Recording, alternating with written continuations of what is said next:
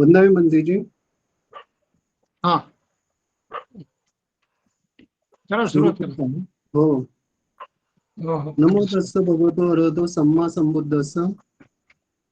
इस वर्षवार सत्र का आयोजन हम महानाथ शाक्यमुनि विद्यासन की तरफ से किया गया है। मैं महानाथ शाक्यमुनि विद्यासन की तरफ से और हम सब की तरफ से बदंत विमल कीर्ति गुणश्री जी का स्वागत करता हूँ। वंदा में बंदे जी। जय। इस कार्यक्रम में उपस्थित सबका मैं महानाथ शाक्यमुनि विद्यासन की ओर से स्वागत करता हूँ। सब भाई और बहनों को जय भीम। कार्यक्रम की शुरुआत हम त्रिशरण पंचशील ग्रहण करके करते हैं, तो मैं सबको गुजारिश करता हूँ कि सब अपना हाथ जोड़कर त्रिशरण पंचशील ग्रहण करें। त्रिशरण पंचशील। अरहं सम्मा संबुद्धो भगवान् बुद्धं भगवन्तं अभिवादेमि। स्वाक्षातो भगवता धम्मो धम्मं नमस्सामि। सुपटिपन्नो भगवतो सावक संघो संघं नमामि। त्रिशरण पंचशील। नमो तस्स भगवतो अरहतो सम्मा संबुद्धस्स। नमो तस्स भगवतो अरहतो सम्मा संबुद्धस्स। नमो तस्स भगवतो अरहतो सम्मा संबुद्धस्स। बुद्धं शरणं गच्छामि। धम्मं शरणं गच्छामि। संघं शरणं गच्छामि।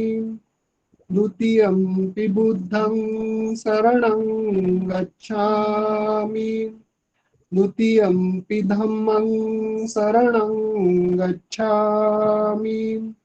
द्वितीयंपि संघं शरणं गच्छामि। तृतीयंपि बुद्धं शरणं गच्छामि। तृतीयंपि धम्मं शरणं गच्छामि। तृतीयंपि संघं शरणं गच्छामि। पानातिपाता वेरमणिं सिक्खापदं समादियामि। अदिन्नादाना वेरमणिं सिक्खापदं समादियामि। कामेषु मिच्छाचारा वेरमणिं सिक्खापदं समादियामि। मुसावादा वेरमणिं सिक्खापदं समादियामि। सूरामेरयमच्चपमादठाना वेरमणिं सिक्खापदं समादियामि। साधु साधु साधु।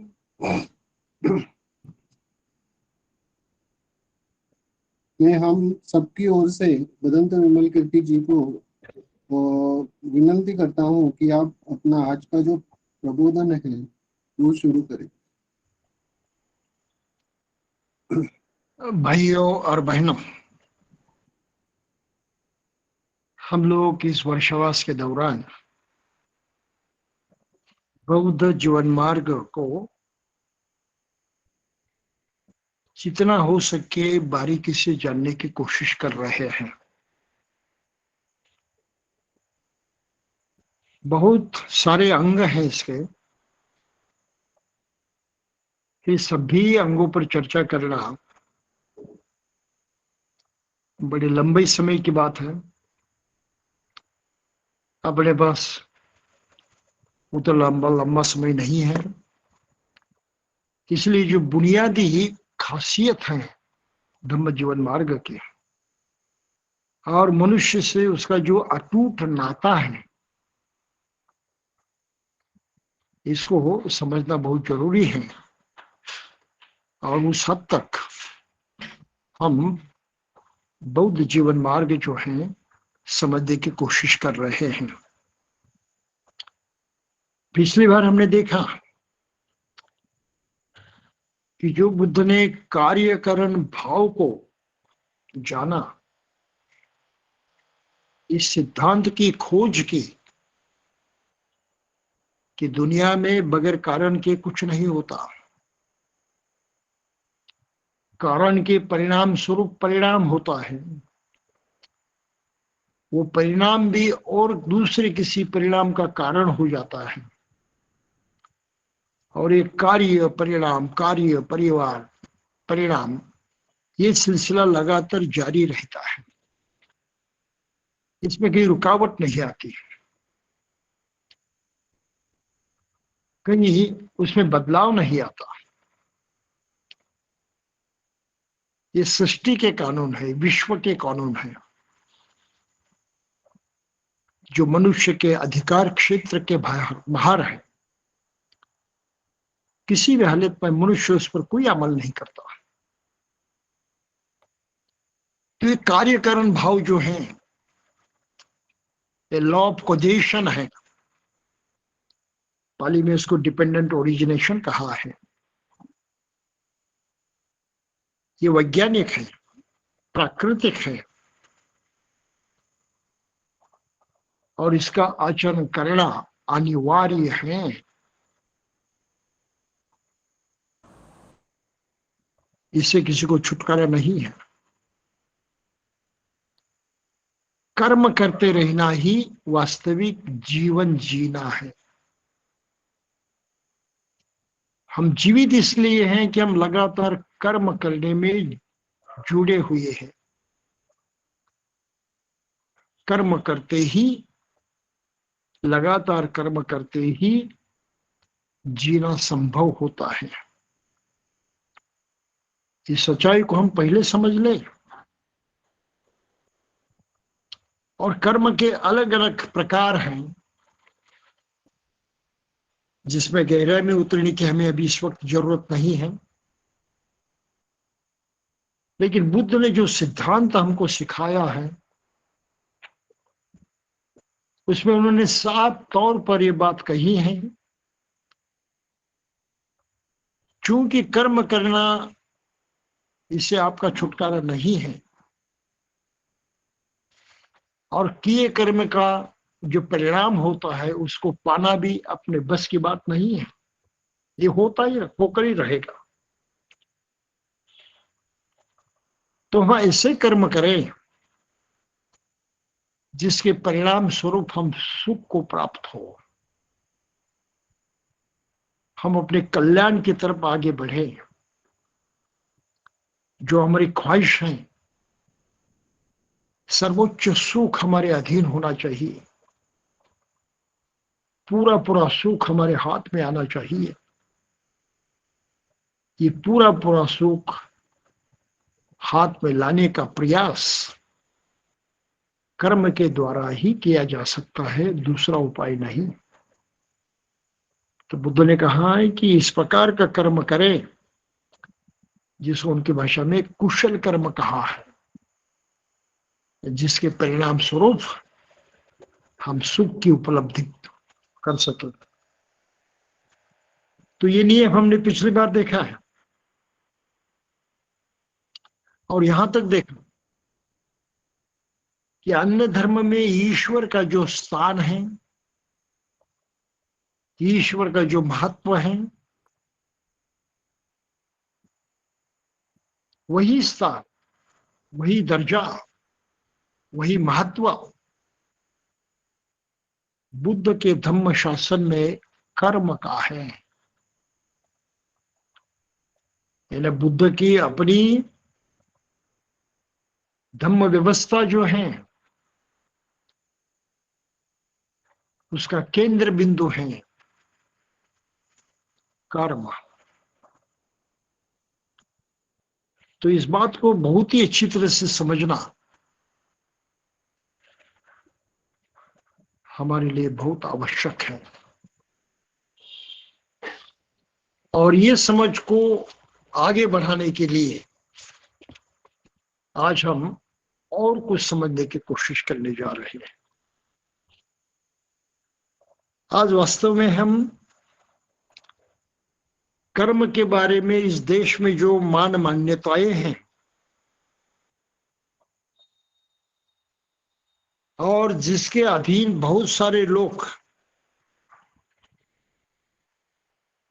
बंध चुके हैं, उस कर्म तत्व प्रणाली का भी हमें ज्ञान होना जरूरी है। कर्म तो सभी धर्मों में माना जाता है, लेकिन सभी धर्म में जो कर्म की व्याख्या है, ये बुद्ध के व्याख्या से मेल खाने वाली नहीं है।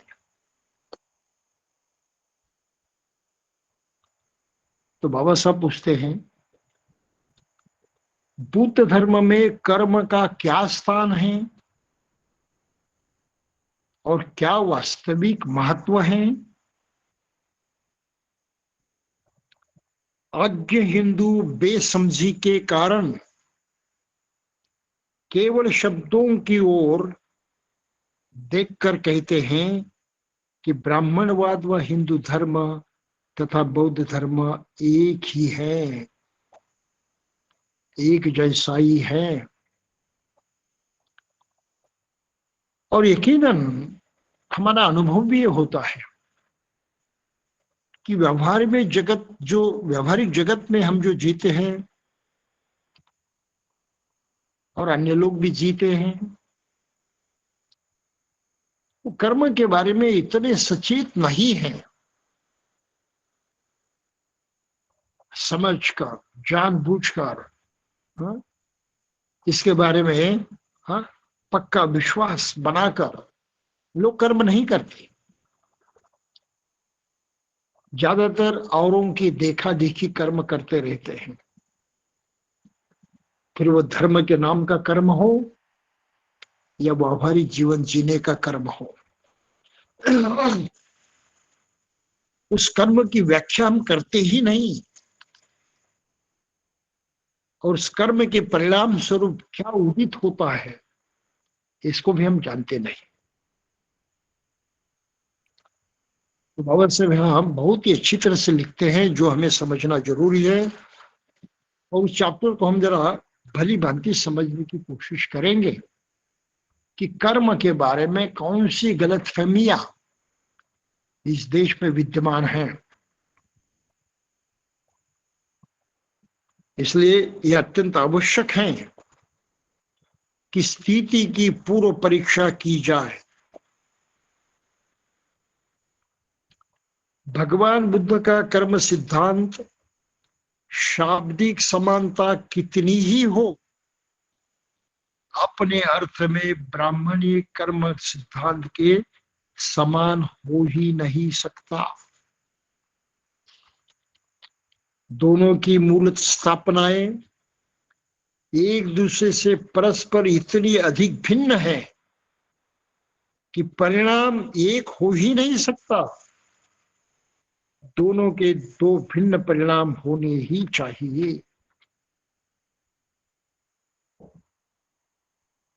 हिंदू कर्म का सिद्धांत आत्मा की मान्यता पर निर्भर करता है, ये पहली बात है, बौद्ध नहीं। क्योंकि बुद्ध धर्म में आत्मा के लिए कोई स्थान नहीं, कोई जगह नहीं है। ये पहली बात देखनी है कि बुद्ध धर्म में जो कर्म है उससे आत्मा से कोई लेन देन नहीं है। नंबर दूसरी बात है, ब्राह्मणी कर्म सिद्धांत वंशानुगत होता है। मतलब यह एक जन्म से दूसरे जन्म तक चलता रहता है। ये इसलिए कि आत्मा का संसरण होता है। कर्म आत्मा से जुड़ा है आत्मा एक जीवन से दूसरे जीवन में जाती है तो कर्म भी उसके साथ जाता है, इस तरह से उसका संसरण होता है, उसमें एक वंश परंपरा निर्माण होती है। ये ब्राह्मणी धर्म का सिद्धांत है। कर्म के बौद्ध सिद्धांत के बारे में ये सत्य नहीं है। यह भी इसलिए कि बुद्ध धर्म आत्मा नहीं मानता। तो बातें ध्यान में रखनी। हमारे यहाँ संत भी कहते हैं पुराने जन्म में पाप किया था इसलिए आज इस जन्म में उसके फल भुगत रहे हैं। संत चोखा मेला ने यही भाषा की है। संत थे जरूर, मानवीयता में बहुत ऊंची अवस्था प्राप्त कर चुके थे जरूर, लेकिन अज्ञान से मुक्त नहीं हुए थे। इसलिए उन्होंने कहा पिछले जन्म में कृष्ण की निंदा की थी, भगवान कृष्ण की, उसके फलस्वरूप अभी जन्म में मैं महार जाति में पैदा हुआ हूं। कृष्ण निंदा केली होती म्हणून जन्म महार याती। और जाते जाते इस बात पर विश्वास कीजिए, ध्यान रखिए कि परंपरागत वंश परंपरागत मान्यता होने के कारण ही भारत में जातिवाद कायम है, वो नष्ट नहीं हो रहा है। नष्ट करने की मानसिकता यहाँ लोगों में तैयार नहीं हो रही है, क्योंकि इसके पीछे ये मान्यता है, ये मानसिकता है कि कर्म वंश परंपरागत होता है आत्मा के माध्यम से, और शरीर मरता है लेकिन आत्मा उसके साथ नहीं मरती, आत्मा पूरे से उड़ जाता है। कर्म के सिद्धांत के बारे में ये यहाँ की मान्यताएं हैं। कर्म के हिंदू सिद्धांत के अनुसार जब आदमी कोई कर्म करता है तो उसके कर्म के दो परिणाम होते हैं। एक तो उस कर्म से वह करने वाला प्रभावित होता है, जो करता है वो प्रभावित होता है, और दूसरे उस कर्म का उसके आत्मा पर प्रभाव होता है। ये जो भी कर्म करता है उसके आत्मा पर उसका प्रभाव पड़ना आवश्यक माना गया है। जब आदमी मरता है और जब आत्मा उसका शरीर छोड़कर निकल भागती है या भागता है तो आत्मा उन संस्कारों से संस्कृत रहता है। ये संस्कार ही है जो उसके भावी जन्म और स्थिति का निर्णय करते हैं। हिंदू आत्मवाद का बौद्ध अनात्मवाद से कुछ भी मेल नहीं होता। इन कारणों से कर्म सिद्धांत, बौद्ध कर्म सिद्धांत और हिंदू कर्म सिद्धांत न एक है और न एक हो सकता है। तो इस परिप्रेक्ष्य में ये इस देश में मान्यता चलती आ रही है, और इस मान्यताओं को सही ढंग से जानने की, उसकी चिकित्सा करने की कोशिश इस देश में नहीं हो रही है। तो इस बात को मद्देनजर रखते हुए हम बुद्ध प्रणीत कर्म सिद्धांत जो हैं उसकी विशेषताएं जानने की कोशिश करें। हिंदुओं का जो एक कर्म सिद्धांत है इसका बड़ा महत्व उनके धर्म में माना गया है। उनके धर्म ग्रंथ भगवत गीता में कहा है कि मनुष्य का अधिकार केवल कर्म करते रहना ही है, उसकी उसकी फल की अपेक्षा उसने बिल्कुल नहीं करनी चाहिए। फल की अपेक्षा किए बगैर केवल कर्म ही करना चाहिए। कर्मण्येवाधिकारस्ते मा फलेषु कदाचन, गीता की शिक्षा है। ये वाक्य ही वास्तव में तर्क शुद्ध नहीं है। वैज्ञानिक कर्म सिद्धांत कहता है जो कर्म करोगे उसका परिणाम होना ही है, वो आप टाल नहीं सकते। तो मैं कर्म करूंगा और उस कर्म फल की अपेक्षा नहीं रखूंगा, ये कैसे हो सकता है? आपकी अपेक्षा पर कुछ निर्भर नहीं है। कर्म किया, परिणाम होना तय है। आप चाहे ना चाहे, परिणाम होकर ही रहेगा। तो इतना झूठ वाक्य इस ग्रंथ में लिखा है और उसको उस धर्म का बहुत श्रेष्ठतम तत्व ज्ञान माना जाता है। समझने की कोशिश कीजिए। ये सृष्टि का नियम है, विज्ञान का नियम है। आपके चाहने पर न चाहने पर निर्भर नहीं है। लेकिन सब जब शब्द जंजाल में मनुष्य फंस जाता है और उसको सही मानने लगता है, और फिर अपना जो जातिवादी कर्म है, धर्म ने सिखाए हुए जो सिद्धांत है उसको अपनाने का कर्म है, वो करते रहता है। उसके परिणाम क्या होंगे इसकी परवाह कोई नहीं करता। जाति पात पर विश्वास करने का कर्म इस तरह से पूरे पूरे अज्ञान पर निर्भर है।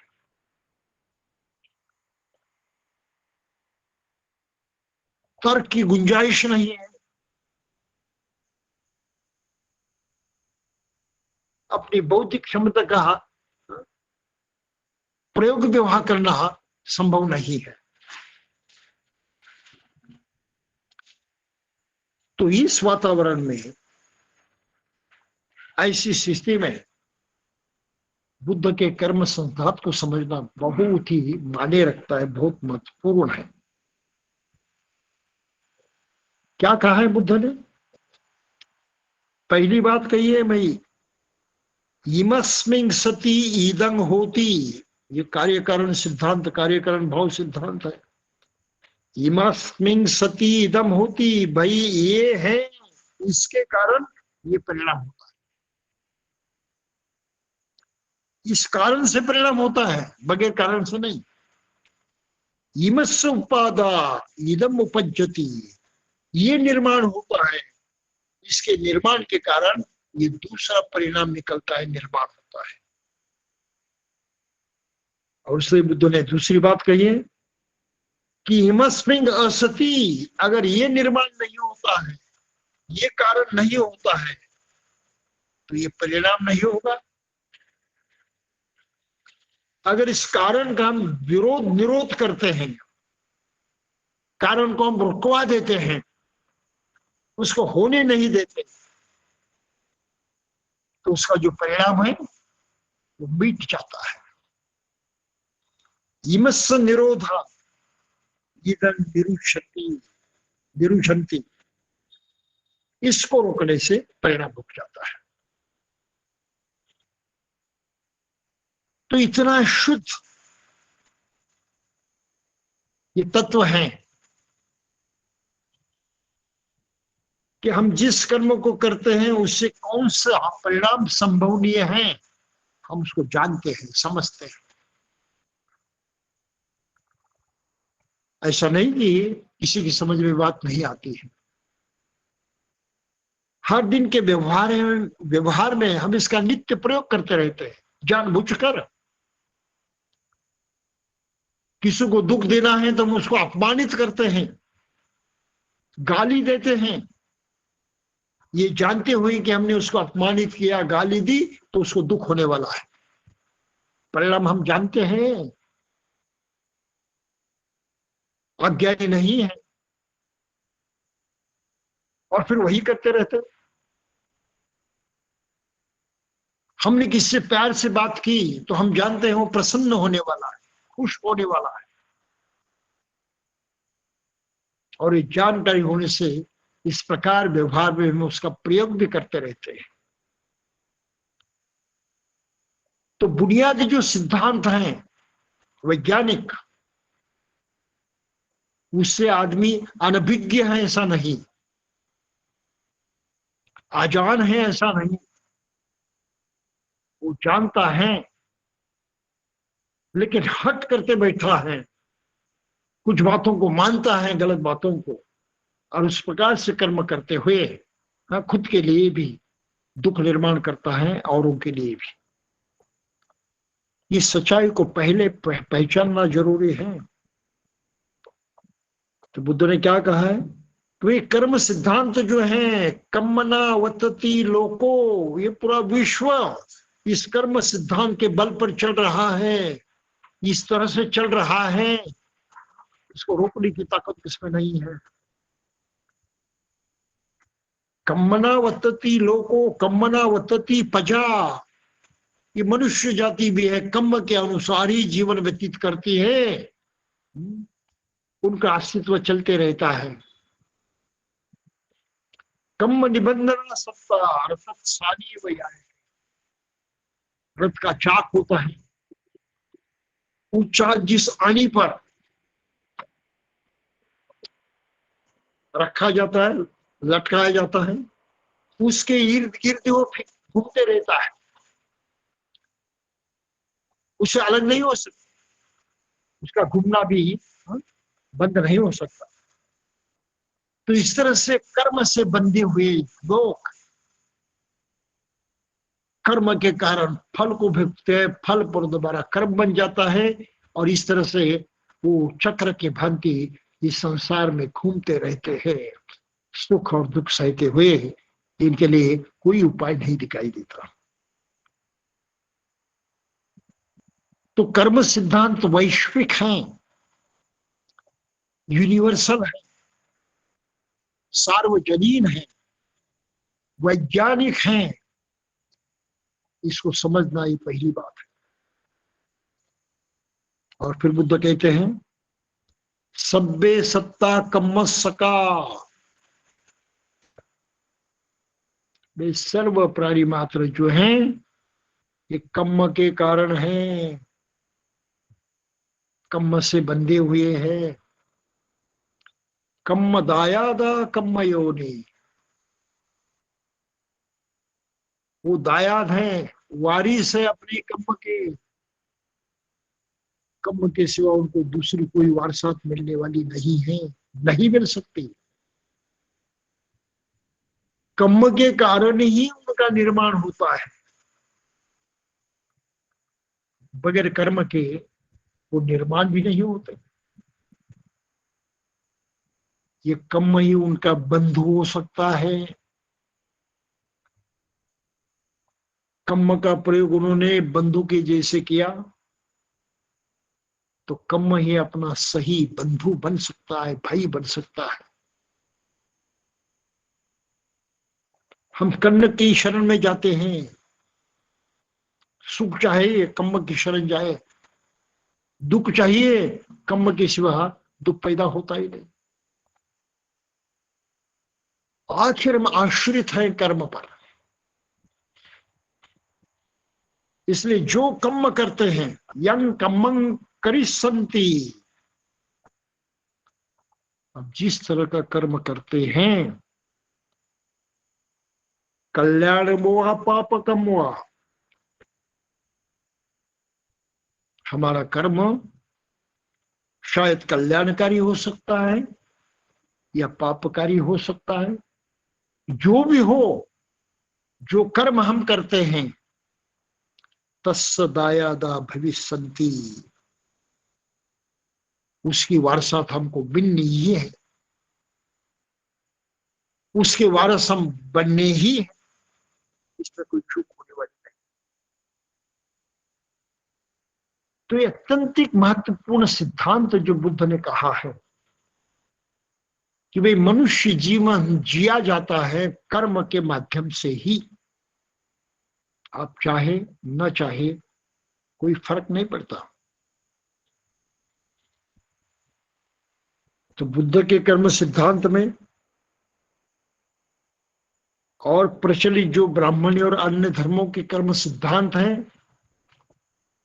इसमें इतना बड़ा अंतर है। बुद्ध का कर्म सिद्धांत साइंटिफिक है, वैज्ञानिक है, प्राकृतिक है, सार्वजनीन है, और उनके कर्म सिद्धांत ढकोसला है। वैज्ञानिक सच्चाई से उन्हें कोई लेन देन नहीं है। ये तो केवल कल्पना को पकड़कर उस कल्पना के अनुसार कर्म करने में विश्वास करते हैं, जिसके सुपरिणाम कम, दुष्परिणाम अधिक होते हैं। तो मनुष्य जाति में जितनी भी दुविधा है, दुख है, पीड़ा है, अधिकांश दुख और पीड़ा मनुष्य के कर्म के कारण निर्माण होती है। और कर्म की इस व्याख्या को समझने के पश्चात हमें चंद तत्वों का ज्ञान होना सुलभ होता है। हमने कर्म सिद्धांत पर विश्वास करना चाहिए इस अर्थ से कि उसको ठीक ढंग से जानना चाहिए, सोचना चाहिए, परखना चाहिए। यीशु के बुद्धिज्म में कहा है यूनिसो मनसिकार, अपने मन के माध्यम से या अपने बुद्धि के माध्यम से हर कर्म को इस कारण कार्यकरण भाव के सिद्धांत के अनुसार समझना चाहिए, जानना चाहिए। बगैर दिमाग का इस्तेमाल किए जो हम करेंगे वो सही नहीं होगा। बुद्ध बुद्धिवाद की प्रेरणा देते हैं। इस कारण बुद्ध के धम्म के मार्ग पर चलना है तो आपको बुद्धिवाद को अपनाना पड़ेगा, सोच विचार करने की ताकत को बढ़ाना पड़ेगा। बगैर आपका दिमाग का इस्तेमाल किए आप बुद्ध के मार्ग को समझ भी नहीं सकते और उसका अनुसरण भी नहीं कर सकते। ये बात बिल्कुल अन्य सभी धर्मों से उल्टी है कि दुनिया के अधिकांश धर्म लोगों को विश्वास करने के लिए मजबूर करते हैं। हमारे तत्व मानो, हमारे कई बातों पर विश्वास करो। अगर आपने विश्वास किया तो तभी आप उस धर्म के बन सकते हैं, अन्यथा उस धर्म में आपके लिए कोई स्थान नहीं है। ये सख्ती, ये जबरदस्ती सच्चाई के खिलाफ है। विश्व का ये कार्य कारण भाव जो सत्य तत्व है इसके खिलाफ है, इसके विरुद्ध है। और सृष्टि के तत्वों के विरुद्ध जाने वाला आदमी भला कैसे सुखी हो सकता है? कैसे कल्याणकारी परिणामों को प्राप्त कर सकता है? असंभव है। तो बौद्ध जीवन मार्ग को अपनाने वालों को चाहिए कि वे सर्वप्रथम कार्यकरण भाव को अपनी बुद्धि की कसौटी पर कस कर जाने, समझे और उसका अवलंब करे। अगर इसको उसने अवलंब किया तो फिर दूसरी बात भी करनी पड़ती है। ये हमारी बुद्धि है, ये हमारा मन है, हमारी ब्रेन की, मगज की ताकत है जो हमें परिणाम किस तरह के हो सकते हैं इसका ज्ञान देती है। कुछ कर्म होते हैं जो करने के पश्चात दुख होता है, ऐसा वातावरण निर्माण होता है, ऐसी परिस्थिति निर्माण होती है जिसके होते हुए मनुष्य दुख का एहसास करता है, दुख का अनुभव करता है।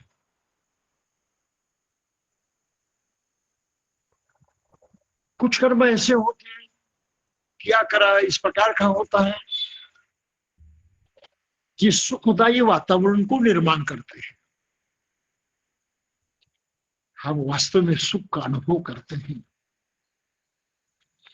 और कुछ कर्म ऐसे भी होते हैं, ना तो उससे सुख पैदा होता है ना तो दुख पैदा होता है, या ऐसे ही बगैर किसी परिणाम के खत्म हो जाते हैं। तो वैज्ञानिक ढंग से किए हुए कर्म के परिणाम इस तरह 3 प्रकार के होते हैं, ये समझना जरूरी है। और उसमें से चयन करना है, चुनना है। क्या चुनना है? चुनना ये है कि हम ऐसे कर्म करें जिसका परिणाम सुख और शांतिमय हो, कल्याणकारी हो, दुखदायी न हो, पीड़ादायी न हो। तो अपने बुद्धि के बल पर यह जानना हमें बिल्कुल कठिन नहीं है, बिल्कुल आसान है। उस अनुभव से हर दम हम गुजरते रहते हैं। ऐसा नहीं कि उसके बारे में हम पूरी तरह से अनजान हो सकते हैं, नहीं। हर दम ये ज्ञान हमको होते रहता है कि क्या कुशल है, क्या अकुशल है। जिससे सुख पैदा होता है, कल्याण होता है, उसको बुद्धों ने कुशल कर्म कहा है, कुशल कर्म है। जिससे इसके विपरीत होता है, दुख पीड़ा दर्द पैदा होता है, बुद्ध ने उसको अकुशल कहा है। तो बुद्ध का मार्ग यहां पर हमें चुनना पड़ता है। 3 रास्ते खुल जाते हैं, लेकिन तीसरा रास्ता कोई मान्य नहीं रखता। मुख्य रास्ते तो 2 ही होते हैं, कुशल कर्म की ओर जाने वाला और अकुशल कर्म की ओर जाने वाला। हर आदमी को यहां निर्णय करना पड़ता है, निश्चय करना पड़ता है कि कौन से मार्ग को अपनाएं।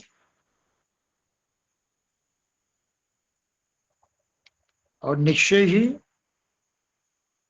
उसे कुशल मार्ग का ही चयन करना पड़ता है। दिमाग का काम है, सोच विचार का काम है।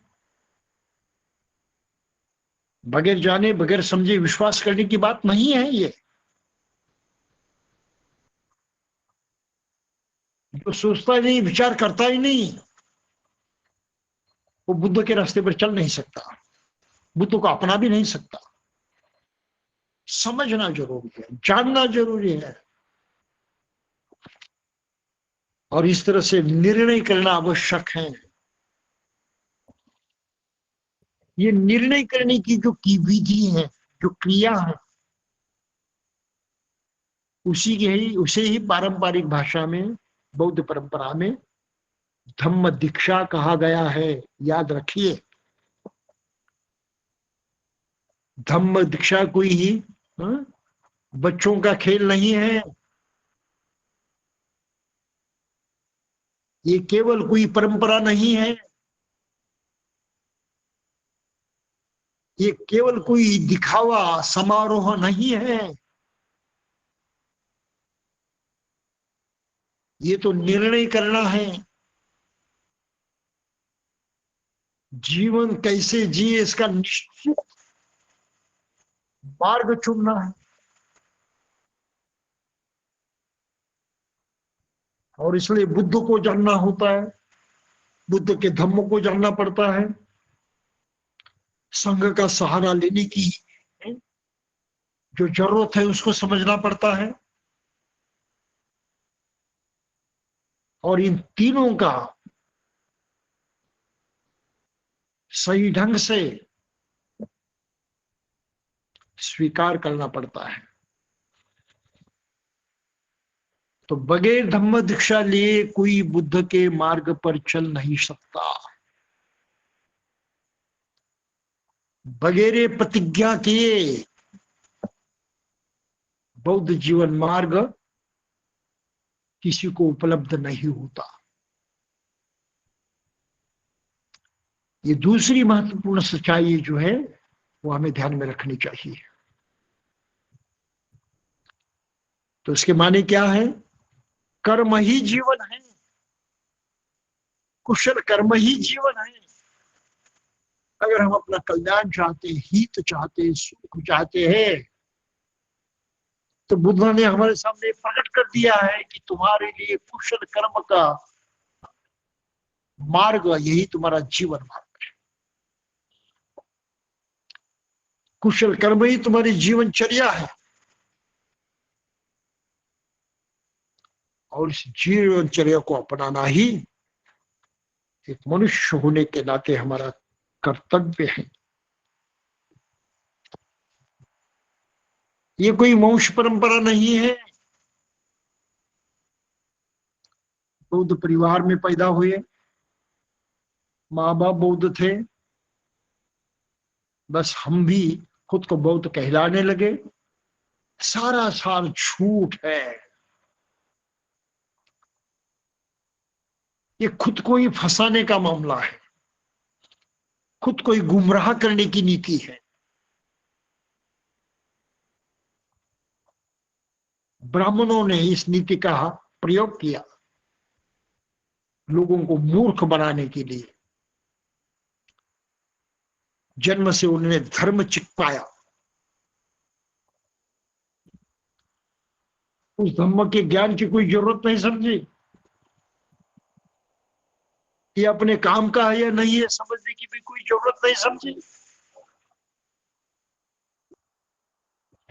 माँ बाप उस धर्म को जिस धर्म को मानने वाले, बस उनके घर में पैदा हो गए, उनसे पैदा हो गए, बस धर्म आपको चिपक गया।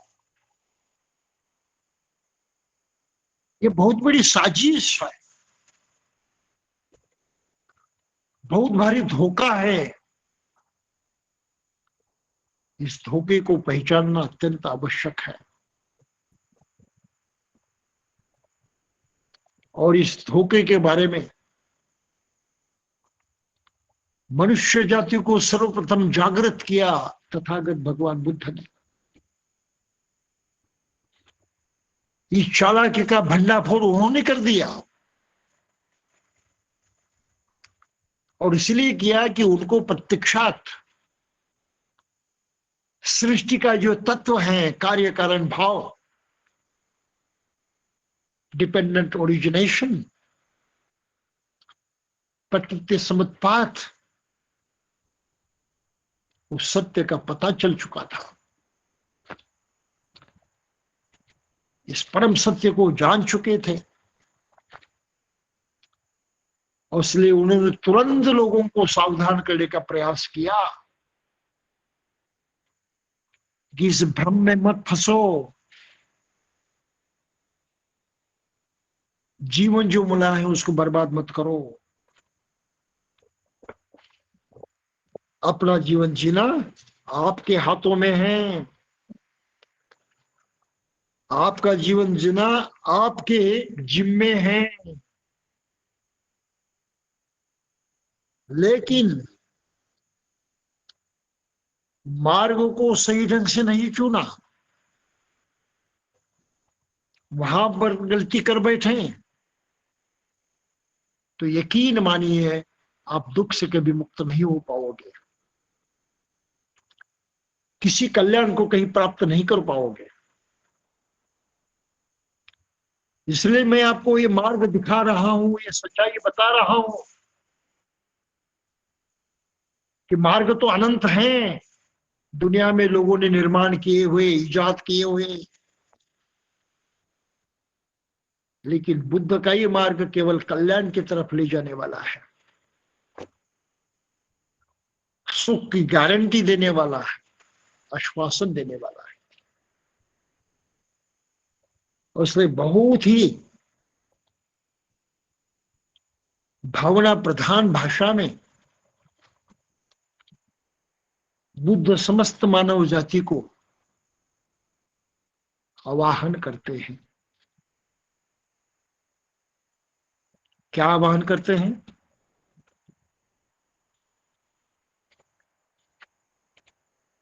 कि मैंने जो मध्यम मार्ग दिया है उसको अपनाओ, समझ लो, प्रत्यक्षात उतारो।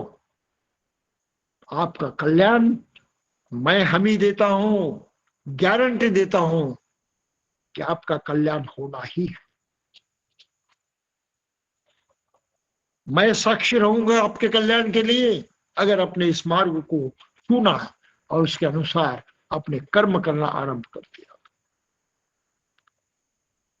मानव जाति के इतिहास में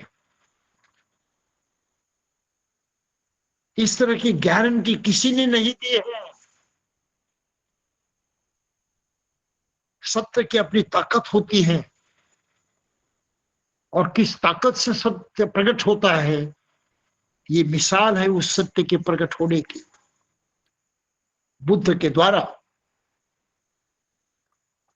इसलिए मनुष्य को कहते हैं कि हे मानव, अरे मनुष्य जीवन का लाभ होना बड़ा दुर्लभ है, बड़ा कठिन है। किच्छो मनुष्य पति लाभ हो, भ्रम में मत रहना। मनुष्य जीवन प्राप्त हुआ है, अमूल्य है। पता नहीं कैसे प्राप्त हुआ, उसकी चिंता करने की आवश्यकता नहीं। किच्छो मनुष्य पति लाभ हो, मुश्किल से मिला है, मिला है जरूर। और किच्चंग मच्चानंग जीवितम, अरे मनुष्य का जीवन क्या है? तुच्छ है, ऐसे ही नष्ट होने वाला जाता। बड़ा मुश्किल है, मनुष्य का जीवन बड़ा मुश्किल है। किच्छंग सद्धम्म सवनम, बुद्ध की वाणी, बुद्ध का धम्म सद्धम्म कहलाता है। बड़ा मुश्किल है सद्धम्म को पाना, बड़ा मुश्किल है सद्धम्म की मालूमात होना, सद्धम्म का श्रवण करना बड़ा मुश्किल है, दुर्मिल है, एकाएक से संभव नहीं होता। किच्छो बुद्धानंग उत्पादो, और ऐसी परिस्थिति में बुद्धों का निर्माण होना भी बड़ा कठिन है, दुर्मिल है। बार बार बुद्ध पैदा नहीं होते। तो इस तरह से सब अनिश्चित मामला होने के कारण हर मनुष्य ने जागरूक होना चाहिए। तो बुद्ध क्या कहते हैं? तुम्हें ही किच्चंगातपं, भाई तुम्हें ही प्रयास करना है, तुम्हें ही कोशिश करती रहनी है। अखा तारो तथागता, बुद्ध केवल मार्ग दिखलाने वाले हैं। मार्ग दिखलाने के बगैर बुद्ध और कुछ नहीं कर सकते। चलना आपको है, उस मार्ग का चयन करना आपकी जिम्मेदारी है, और चयन करने के बाद उस पथ पर चलना ये आपकी जिम्मेदारी है। तुम्हें ही किच्छंगा तप्पं अखा तारो तथागता, ये बहुत ही महत्वपूर्ण वचन बुद्ध ने कहा है। और बौद्ध जीवन मार्ग जो है, इस पर इतनी स्पष्टता पूर्वक उन्होंने अपनी भूमिका जो है वो सामने रखी है। तो ये मध्यम मार्ग है,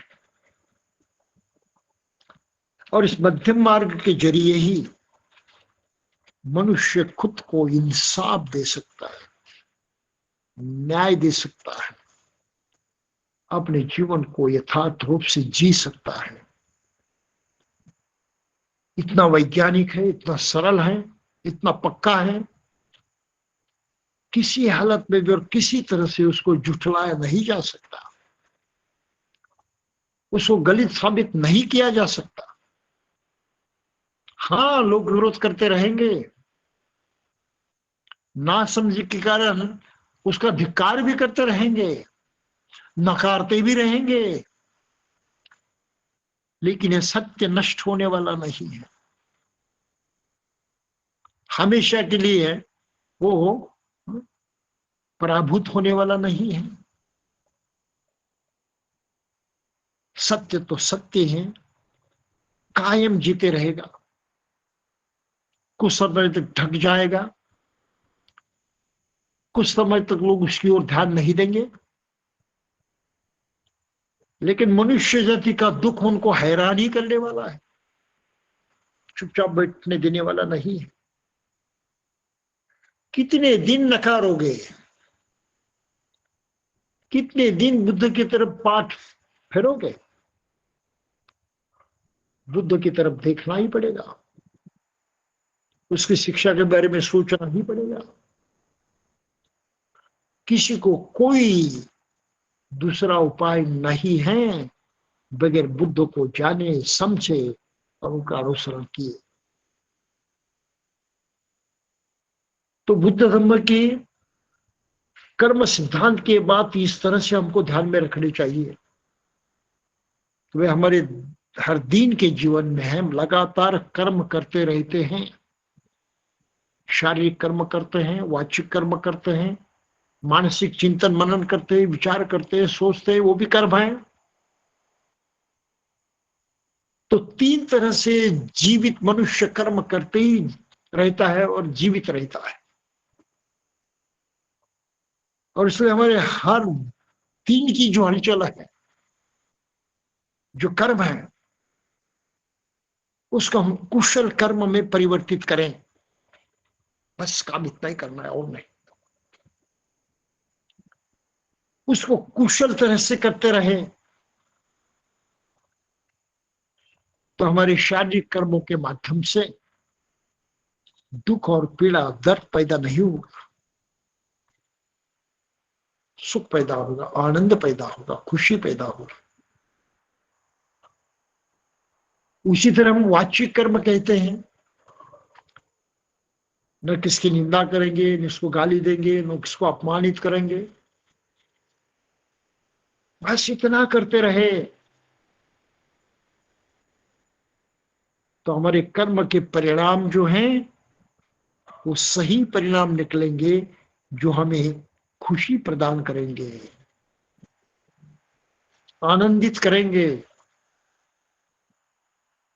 हमारे कल्याण की तरफ हमें आगे ले जाएंगे।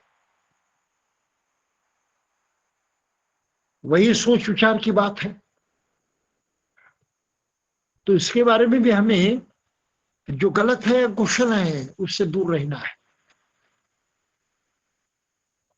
ना किसी से क्रोध करेंगे, ना बैर करेंगे, ना अन्य कोई हरकत करते हुए अपनी मानसिक स्थिति को बिगाड़ देंगे। अगर इतना सा किया तो हमारी मानसिक शांति कायम रहेगी, चाहे कुछ भी कीमत क्यों न चुकानी पड़े। लेकिन क्रोध और ईर्ष्या और मत्सर और द्वेष, इसे निपटना ही है, इससे मुक्त होना ही है, चाहे कुछ भी हो। हरदम स्मरण रहने रही कि क्रोध आ रहा है, मुझे नहीं चाहिए, ईर्ष्या पैदा हो रही, नहीं चाहिए, मैं द्वेष कर रहा हूं, नहीं करूंगा। हिम्मत जटाकर हमें इसका बहुत ताकत से पालन करना जरूरी होता है। इस पर अमल करना जरूरी होता है। कर्म है, कुशल कर्म है, और कुशल कर्म अपने में उसी तरह के कुशल परिणाम को ही निर्माण करता है। हमें उन्हीं परिणामों से लेन देन है, हमें और किसी से कोई लेन देन नहीं है।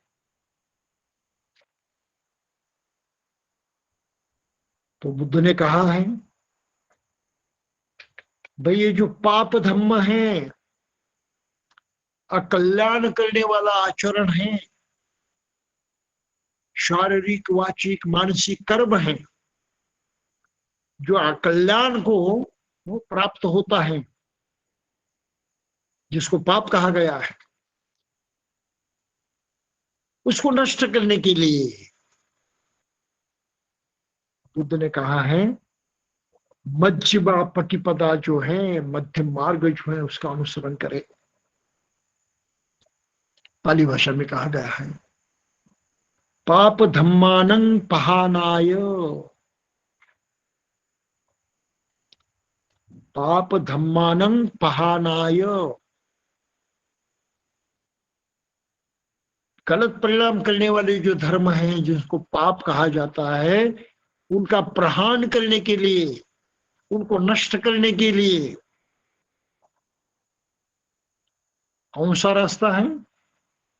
मध्यमा पटिपदा, मध्यम मार्ग है। बुद्ध ने मध्यम मार्ग का उपदेश किया, मध्यमा पटिपदा। और ये मध्यम मार्ग और दूसरा तीसरा कोई नहीं है, तो ये अष्टांगिक मार्ग है। तो इस अष्टांगिक मार्ग के बारे में हमें आगे चलकर सही ढंग से जानकारी लेनी है। आज बस इतना ही यकीन मानिए, विश्वास करिए कि कुशल धम्म अपनाना ये हमारी जिम्मेदारी है, हमारी जरूरत है, और ये निसर्गदत्त हैं, प्राकृतिक हैं। ये प्राकृतिक जिम्मेदारी हमने उठानी चाहिए, और अपने दिमाग का इस्तेमाल करते हुए, कुशल मार्ग का चयन करते हुए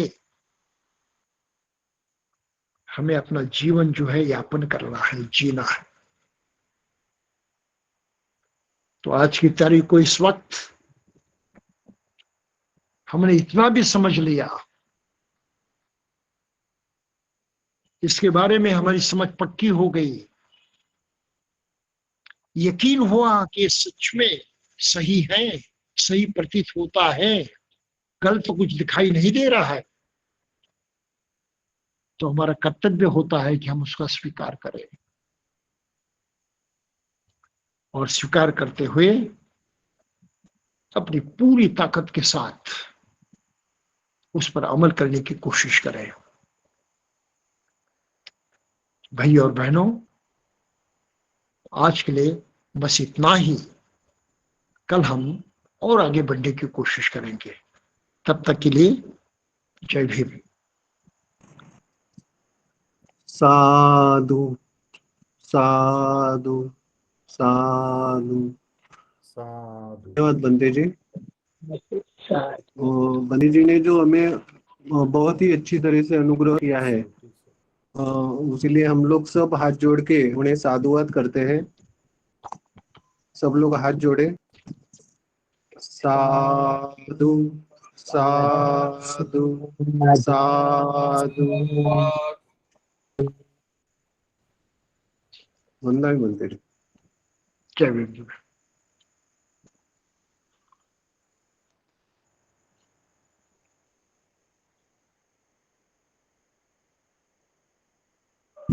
अगला जो कार्यक्रम है, संतोष जी है क्या? मोहन कुशलवर्धन जी, अगले प्रोग्राम के लिए मैं मोहन कुशलवर्धन जी को विनंती करता हूँ। मोहन जी।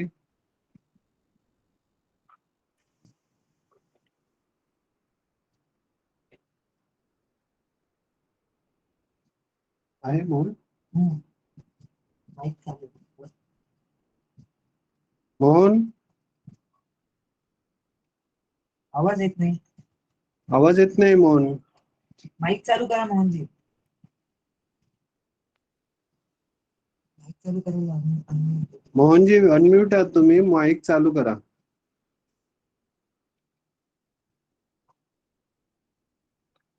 ठीक है, शायद मोहन जी हमें सुन नहीं पा रहे हैं. संतोष है? संतोष कुशलवर्धन जी. माईक चालू आहे पण आवाज येत नाही. हेलो। हा, संतोष. हाँ संतोष जी प्लीज. धन्यवाद बंटी जी। आज के इस वर्ग में हमें बदन सुमल के गुरु सर जी ने बहुत अच्छी तरह से मार्गदर्शन किया, खास करके कम्म नियम हमें समझाया। इसलिए पूजनीय बदन बंटे जी का मैं तहे दिल से शुक्रिया अदा करता हूँ। साथ ही साथ उपस्थित भाई और बहनों का मैं तहे दिल से शुक्रिया अदा करता हूँ, इसलिए कि आपने आज अपना जो वर्ग है ये चालू, वो हफ्ते में एक बार होता है, तो आपने आज इस वर्ग में आए और अच्छी तरह से सुना, इसलिए आपको सभी को धन्यवाद देते हुए आज हम हमारे इस वर्ग का समापन हम लोग धम्मपद गाथा से करेंगे। धम्मपद गाथा। सब पाप सकरणं कुशल स उपसंपदा सचित्त परियोदपनं एतं बुद्धान शासनं धम्मं चरे सुचरितं नतं दुचरितं चरे धम्मचारी सुखं सेति अस्मि लोके परं च न तावता धम्मधरो यावता बहुभासति यो च अपम्पे सुत्वानं धम्मं कायेन पश्यति सवे धम्मधरो होति यो धम्मं न पमज्जति नत्थि मे शरणं अय्यं बुद्धो मे शरणं वरं एतेन सच्चवज्जेन होतु मे जयमङ्गलम् नत्थि मे शरणं अय्यं धम्मो मे शरणं वरं एतेन सच्चवज्जेन होतु मे जयमङ्गलम् नत्थि मे शरणं अय्यं संघो मे शरणं वरं एतेन सच्चवज्जेन होतु मे जयमङ्गलम् नमो बुद्धाय नमो धम्माय नमो संघाय साधु साधु साधु। आज का इस वर्ग के संचालन करने वाले सुनील कोविदरत्न जी, इनका और टेक्निकल पार्ट संभालने वाले सचिन खेमदस्ती, इनका भी मैं तहे दिल से शुक्रिया अदा करता हूँ। और सभी का और एक बार शुक्रिया अदा करके धन्यवाद सबको। जय भीम। जय भीम। जय भीम. वंदामी बनते। जय भीम, जय भीम, वंदा में बनते जी, जय भीम, बनते जी वंदा में। जय भीम, जय भीम.